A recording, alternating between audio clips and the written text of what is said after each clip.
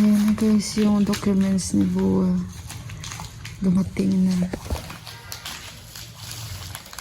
Si Yuan kakaalis lang. Yung breakfast niya. Na-late na kami. Na-late kami nagising. Hindi pa ako nakapaghilamos guys. So ayan. So ito na nga oh. United States Postal.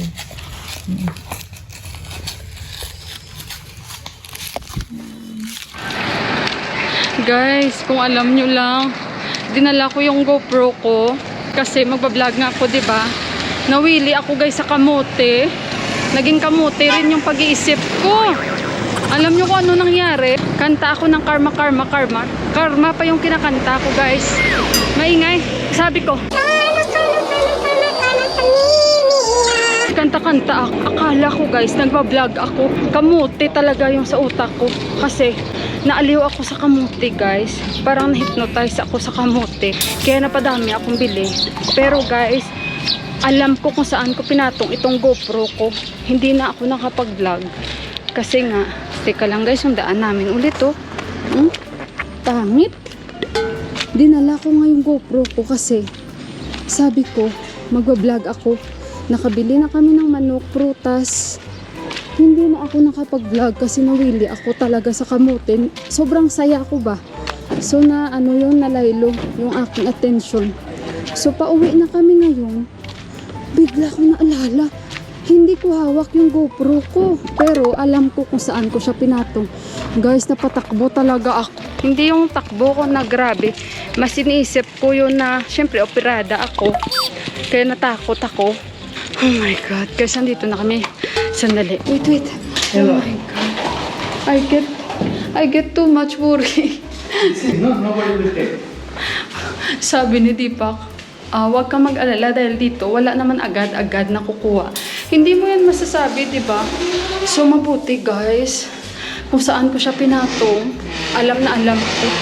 Natabunan dun siya ng mga gulay. So ito yung mga pinamili namin para hanggang gabi namin ulamin.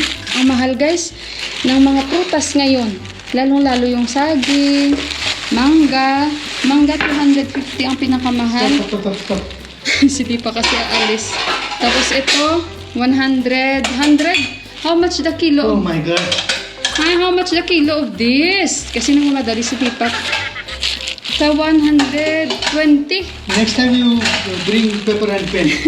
Ito, 110. At ito guys, nawili ako dito. Tingnan nyo ang mga kamote. Total 150, may get isang kilo ito. More than one. At nagpapanik na kami dito. Dahil aalis pa si Deepak. Si Deepak, tinatawanan ako dahil ay run, no? Nag-exercise ako guys, natakbo ako. Pero, hindi naman yung grabe natakbo. Kaya, nainitan na ako. Siyempre guys, may iwanan ko yung GoPro ko. Sabi na Deepak, huwag ka mag-alala. Wala may kukuha dyan. Ay, hindi mo yan masasabi. Anywhere. Kahit saan. Basta ano. Pero dito naman, bihira naman. Pero, hindi ito UAE. Sa UAE kahit saan, iwanan mo dyan, balikan mo nandyan. Totoo yun guys, ang nakikita nyo sa video. So ito guys, bumili kami ni Deepak na mustard na dahon. Sarap din ito. Kasi pag mga ganitong oras, walang magandang mga sag na. Pag hapon yan, dumadating talaga ang mga bagong harvest nila. Ang dami kong hiniwa. Basta may tagahiwa lang siya, mabilis siya guys. Tinawanan niya ako. Kasi nagulat din siya sa akin eh. Kanta-kanta ka pa ha. God talaga naalala ko. Walang may kasalanan doon ako. Karma kami, Mia. Tama yung kanta ko sa akin. Ay naku guys, kanina matatawa kayo sa amin na late na naman kami. Sabi nga ni Deepak, parang Mr. Bean tayo ah. Na late talaga kami. 7:45 na sabi ni Deepak. Oh my God, sabi niya 7:45 na. Mabilis silang dalawa ni Yuhan nagising. Hindi na si Yuhan nakaligo. Mamaya na yun maligo. 7:45. Mabuti si Yuhan. Guys, alam nyo ba, ang kagandahan ngayon kay Yuhan, napakalaking yung epekto nung naoperahan ako. Kahit hanggang ngayon, yan kasama ko. Guys, si Yuhan, hinahanda niya na yung uniform niya paggabi. Katulad kagabi, sabi ko, anak, tomorrow, ano ang uniform niyo? Sabi niya, mama, ay prepared na may uniform. Siyempre, hindi pa yun napaplansya, guys, ano. Kaya, ihanda niya lang. Tapos, the next day, paplansyahin ng tatay niya o ako. Katulad kagabi, pinalansya ko na. Kaya, sobrang thankful ako kayuhan kasi talagang yung uniform niya siya na yung nagre-ready. Tapos, pag umaga, gising na kami. Si Deepak maganda ng kanyang breakfast. O ako, kung ako ang maghahanda, si Deepak sa kanya mag-a-assist. Wala, ano kayang daon ito? Nakamix. Kasi minsan kailangan nyo talagang i-check. No? Kasi may mga nakamix. Oh, hindi ko alam ano ito.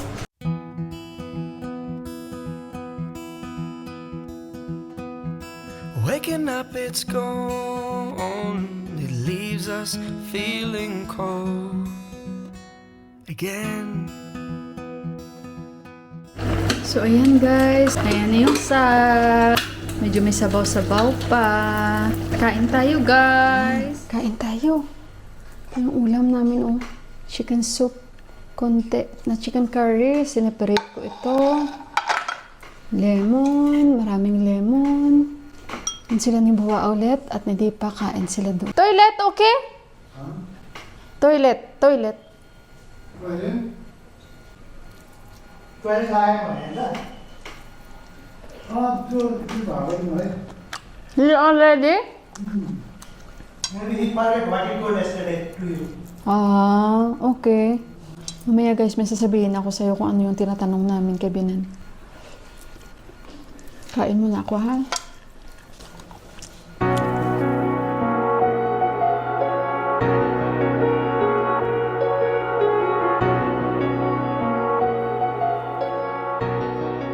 Guys, tapos na kaming kumain. Alam niyo ba ang sasabihin ko sa inyo? So, kagabi guys, habang nagluluto kami ni Deepak, pumunta siya sa amin sa kusina. Sinabi niya, hindi daw siya nakabanyo 4 na araw.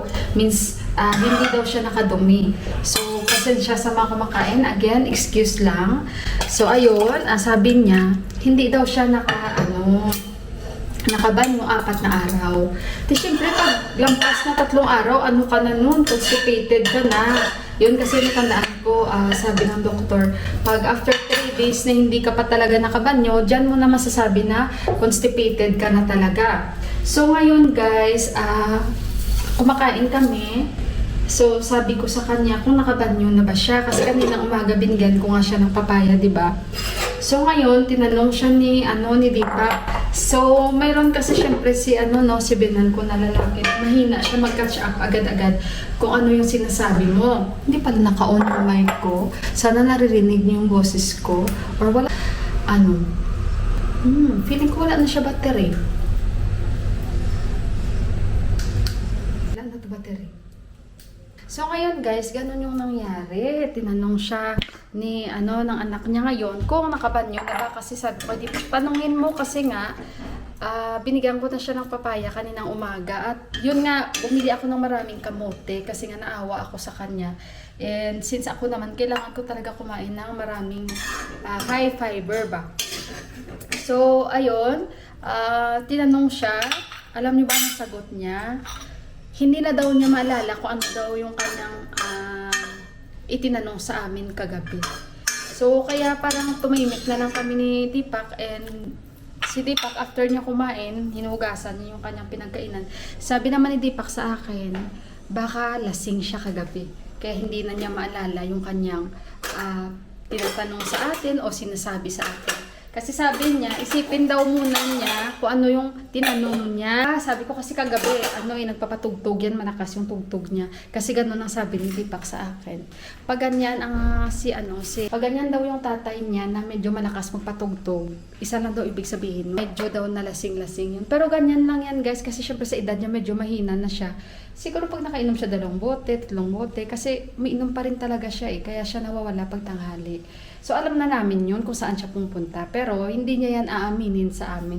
Pero, alam na alam namin. So, ayun, na naman siya namin ni Deepak na, yun nga, medyo nalasing siya kagabi. Kaya, hindi na niya maalala yung sinabi niya sa anak niya. Sabi niya, daw muna niya, i-recall. So, medyo nalungkot ako kasi, syempre, alam ko may may, alam niya na, may kahinaan na siya sa pag-iisip kasi nga sa nangyari sa kanya.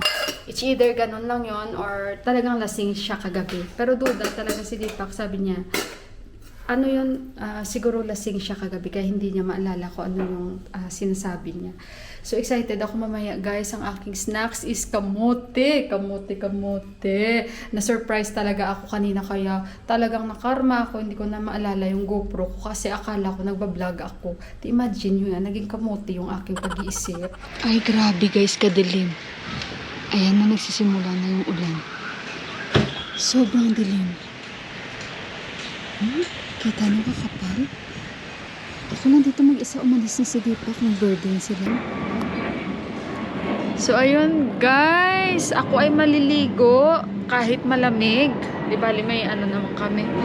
Ayun, may kalamigan na talaga.